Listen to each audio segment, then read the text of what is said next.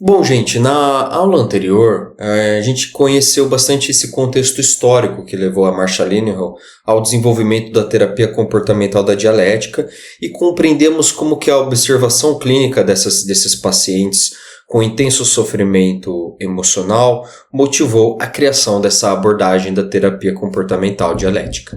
E nesta aula, então, a gente vai mudar. A gente vai se aprofundar exatamente no que são esses fundamentos que sustentam a DBT. A gente vai explorar, então, quais são as diferentes tradições teóricas que contribuíram para a sua construção. E, embora é importante salientar isso, que seja classificada como uma terapia de terceira geração, da terceira onda, né?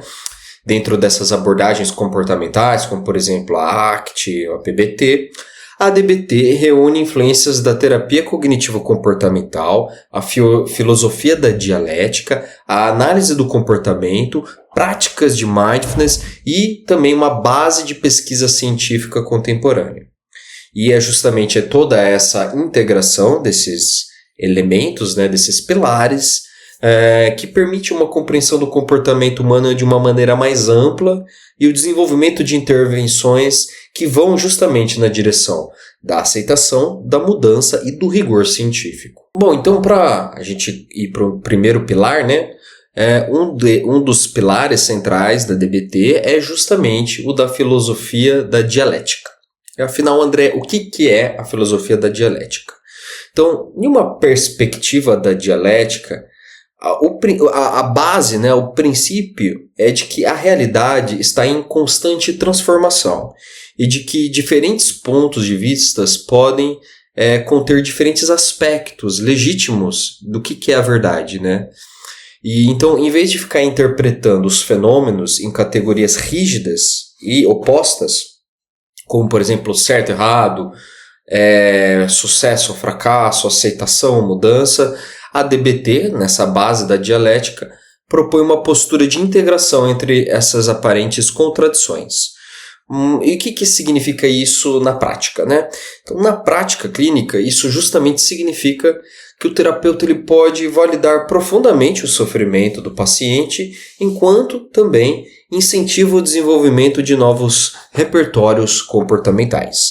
Então, a validação, né, dentro dessa direção, ela deixa de ser entendida como uma concordância, né, e passa de fato a apresentar e representar o reconhecimento genuíno da experiência vivida, criando condições eficazes para que a mudança de fato aconteça, de maneira consistente e de maneira sustentável. Bom, gente, um outro fundamento essencial da DBT, um dos pilares, né, encontra-se justamente na análise do comportamento. Então, sobre essa perspectiva da análise do comportamento, todo comportamento possui uma função e deve ser compreendido em relação ao contexto em que ele está ocorrendo. Assim, os comportamentos como, por exemplo, automutilação, comportamentos de impulsividade, de esquiva, de explosões emocionais muito característicos desse público-alvo, né, não são vistos apenas como sintomas que devem ser eliminados, mas também como estratégias que foram aprendidas para lidar com o sofrimento intenso. Então, parte de uma perspectiva de um modelo de adaptação, mas que é uma adaptação que vai em direção ao mal-estar. A intervenção terapêutica, então, dentro dessa perspectiva da DBT, busca justamente identificar as contingências, palavra muito evidente aqui da análise do comportamento, que mantém esses padrões e esses desenvolvimentos dessas alternativas mais adaptativas que desempenharam funções semelhantes. Então, essa compreensão funcional, ela vai justamente criar uma redução dessas interpretações mais moralistas do certo, errado, bom, ruim, né, ideal ou não ideal, né?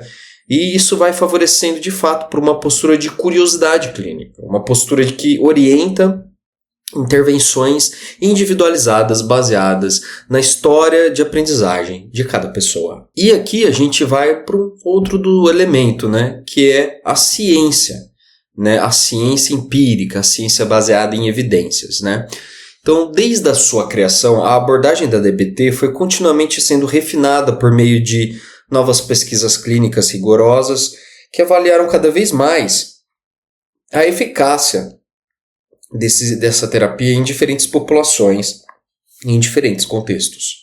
Então, os estudos eles demonstram muito reduções consistentes em comportamentos suicidas, comportamentos de automutilação, comportamentos de internações psiquiátricas, de abandono de tratamento. E tudo isso vai fortalecendo esse reconhecimento de uma intervenção cada vez mais fundamentada numa psicologia baseada em evidências e uma psicologia baseada no empirismo, né? Uma psicologia empírica, né? Então, além disso tudo, os avanços da neurociência, por exemplo, ampliaram essa compreensão dos mecanismos envolvidos na DBT. Então, são os mecanismos que hoje, no passado não eram tão bem estudados e hoje são componentes, construtos extremamente confiáveis na ciência, que são da regulação emocional, da atenção sustentada, a atenção no momento presente, na impulsividade, na compreensão da tomada das decisões, nesse controle dos impulsos, das funções executivas. E tudo isso vai oferecendo essas explicações cada vez mais precisas e mais funcionais dos processos psicológicos que podem ser modificados dentro dessas habilidades ensinadas na DBT. Então, gente, para a gente finalizar aqui a nossa aula, quando a gente busca integrar, né, a filosofia da dialética, a ciência comportamental, o mindfulness, tradições do sudeste asiáticos, pesquisas empíricas extremamente fortalecidas e sólidas, a DBT, então, ela vai cada vez mais se consolidando como um modelo de fato científico, de fato abrangente, que consegue compreender e atuar, né, na promoção dos processos psicológicos e na mudança duradoura. Então, a sua proposta da DBT, né, ela ultrapassa só uma aplicação de técnicas, fichas, né, e sim ela é uma forma coerente de compreensão da relação de comportamentos, emoções, contextos, e essa combinação entre aceitação, análise funcional, estratégias de mudanças em uma abordagem extremamente empírica e eficaz para as pessoas que vivenciam de fato a desregulação emocional, que vai criando e consolidando a DBT como um dos grandes nomes, né, de um padrão ouro dentro da ciência psicológica.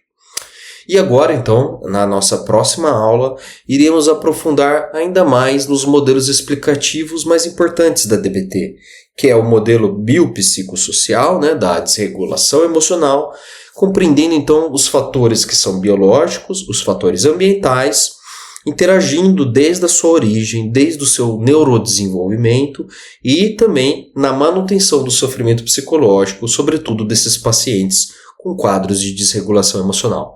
Então a gente vai avançar justamente nessa direção.